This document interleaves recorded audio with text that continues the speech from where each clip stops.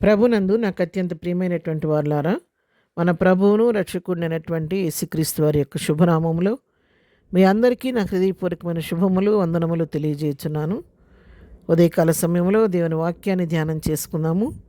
ఈరోజు వాక్య ధ్యానం కొరకు మనం తీసుకున్నటువంటి లేఖన భాగము ఆదికాండము 12వ అధ్యాయము 2వ వచనం చదువుకుందాం.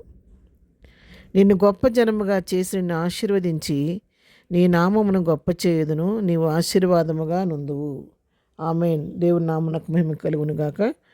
ఈ మాటలు మన ప్రభు అయినటువంటి దేవుడు అబ్రహాముతో చెప్పినటువంటి మాటలు.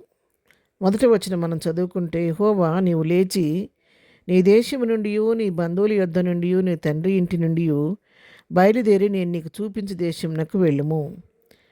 ఇక్కడ ప్రభు యెహోవా దేవుడు అబ్రాహామును పిలుస్తున్నాడు. పిలిచి నువ్వు లేచి ఈ దేశం నుండి బయలుదేరు, నీ బంధువుల యొద్ద నుండి నీ స్వజనుల దగ్గర నుండి బయలుదేరి నీ తండ్రి ఇంటి దగ్గర నుంచి నువ్వు బయలుదేరి వీళ్ళందరినీ విడిచిపెట్టి నేను చూపించే దేశానికి వెళ్ళు.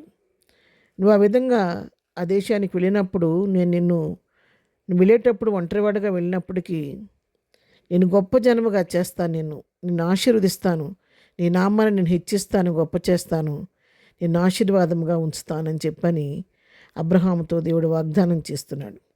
పిల్లారా, అబ్రహాము విశ్వాసులకు తండ్రి. ఆయన ప్రభు ఎప్పుడైతే యెహోవా దేవుడు అబ్రహామును ఆ విధంగా పిలిచి తనకు మాట చొప్పున తన వాక్కును పంపించి ఈ దేశం నుండి నువ్వు బయలుదేరమన్నప్పుడు, నీ బంధువులు విడిచిపెట్టి రమ్మన్నప్పుడు, నీ తండ్రి ఇంటి నుండి బయలుదేరి రమ్మన్నప్పుడు, మరి ప్రభువా నన్ను ఎక్కడికి వెళ్ళమంటావు, ఏ దేశానికి వెళ్ళమంటావు, ఎక్కడ ఆగమంటావు, ఎప్పుడు ఏమీ ప్రశ్నించలేదండి. ఏమీ తెలియకోకుండానే విశ్వాసపు చూపుతో నన్ను పిలిచిన దేవుడు నమ్మదగిన వాడు. ఆయన నాకు మార్గం చూపిస్తాడు, సరైన మార్గంలో నడిపిస్తాడు, శ్రేష్టమైన స్థలంలో ఉంచుతాడన్న విశ్వాసంతో ప్రభువును తిరిగి ఏమీ ప్రశ్నించకుండా, మారు మాట్లాడకుండా తన దేశాన్ని విడిచిపెట్టాడు, తన బంధువులు విడిచిపెట్టాడు, స్వజనులను విడిచిపెట్టాడు. తన తండ్రి ఇంటి నుండి బయలుదేరి దేవుని చిత్త ప్రకారం బయటకు వచ్చాడు. దేవుడు ఎక్కడ చూపిస్తే అక్కడికి వెళ్ళటానికి సిద్ధపడి బయటికి వచ్చాడు. వచ్చినప్పుడు దేవుడు నమ్మదగిన వాడు కాబట్టి ఆయన మన అబ్రహాముకు చేసిన వాగ్దానం ప్రకారం ఆయన గొప్ప జనముగా చేశాడు. ఆయన నామాన్ని హెచ్చించాడు, ఆయన ఆశీర్వదించాడు, ఆయన ఆశీర్వాద కారణంగా కూడా చేశాడు. 3వ వచనం మనం చదువుకుంటే, నేను ఆశీర్వదించు వారిని ఆశీర్వదించేదను, నేను దూషించు వారిని శపించెదను, భూమి యొక్క సమస్త వంశంలో నీ యందు ఆశీర్వదింపబడినని అబ్రాహాముతో అనెను. ఇక్కడ చూసారా, నేను నిన్ను ఆశీర్వాదంగా ఉంచడం మాత్రమే కాదు, నువ్వెవరిని ఆశీర్వదిస్తావో వారిని నేను కూడా ఆశీర్వదిస్తాను. నిన్నెవరైనా ఆశీర్వదించారనుకో వారిని నేను ఆశీర్వదిస్తాను. నిన్నెవరైనా దూషించిన వారిని నేను శపిస్తాను.